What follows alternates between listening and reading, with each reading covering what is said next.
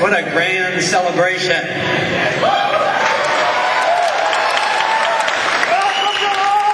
I'm glad I could join you. This is wonderful. Before I get started, I want to make a few announcements and a few comments about the individuals who have helped put this together. First, I wanted to thank very much Jim Guest for coming, State Representative Jim Guest for coming and speaking.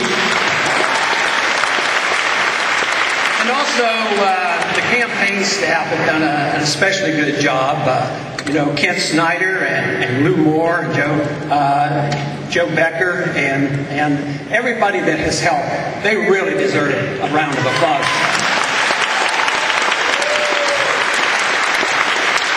But I also want you to know that some of my family came with me today, and I have two of my grandchildren, and my wife is with me, but we have 18 grandchildren. One is very young, like a little over a week old.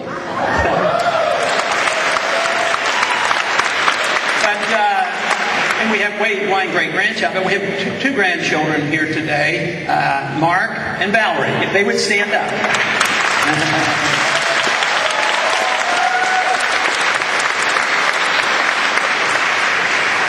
Now, my wife Carol's here today, and she and I celebrated our 50th anniversary just a couple months ago.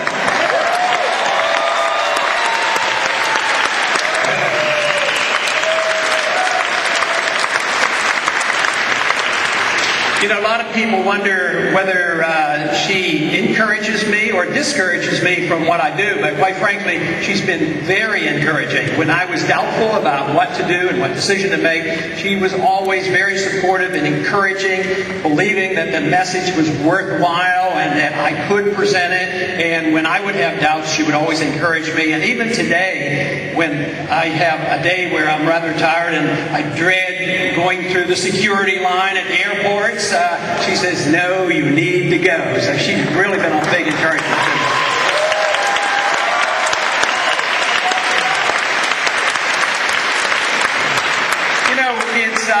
It's interesting that in New Hampshire, the film that you just saw, they have a slogan on their plate, a license plate: "Born free or die." A great slogan, of course. But the motto for this state, for Iowa, I think is very interesting and very good. Our liberties we prize and our rights will maintain. That is great.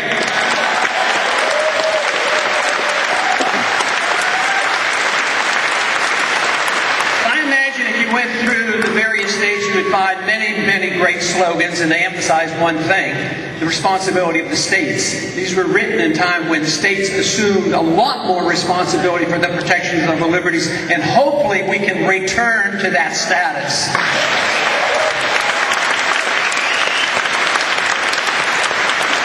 But today we want to celebrate, and we want to be very positive because freedom is positive, and this is what this is all about. Not only is it a very positive program, but we also should have a lot of fun, and so far it sounds like you're having a lot of fun. But we're here to talk about life and liberty, and quite frankly, they're inseparable. Because how can you have liberty without life, and how can you have decent life without liberty? So the two go together. And of course, we all know life, liberty, and property are very, very important. That is the essence of liberty. But there's sometimes debates on exactly where our lives come from.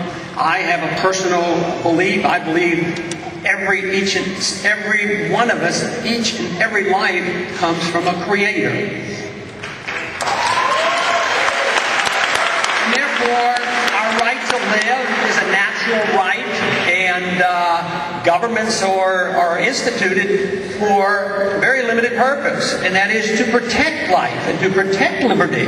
And that was the magnificent of our Constitution was very limited in scope. It wasn't a license for government to do all the things that they do today. It was very narrow, and that was the genius of the Constitution. And not only was it there to limit the government, it was also there to sort out the difficult problems, not in a centralized, monolithic state in Washington, D.C., but it was to be worked out at the local level where people had a handle and more control over their government.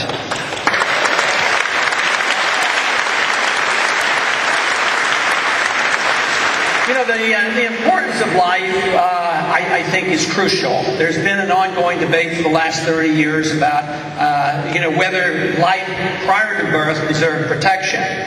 And I want very, very limited government. I don't want very much government in Washington, but as an OB doctor, as somebody who's been involved in politics and somebody who has concern for life and liberty, I find it difficult not to defend a life a minute before birth, just as I would defend that life a minute after birth. But this is...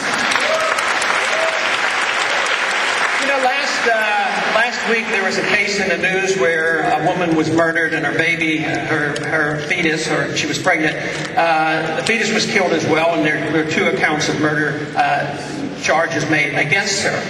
And so the fetus does have a legal right, and I think this is very important. I know as a physician, as an OB doctor, if I would ever have done anything to harm the fetus, I had liability. So this is a very legal thing. But to me, it's more of the confusion, the message that we send out to the next generation.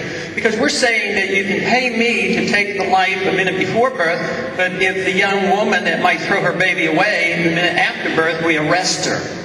And there's an awful lot of inconsistency there. So to me, it's recognizing the importance of life. When we can preserve life, then we can deal with all the issues of personal liberty, and that, of course, is what we're interested in, and how do you preserve liberty. And we all feel blessed that we have had the opportunity to live in a country such as America, where we've had a more generous approach to this issue than in any other country. It's just that we have a lot to do before us to preserve that liberty, but I do not believe for a minute that we cannot, that we will be able to achieve that task of preserving that liberty.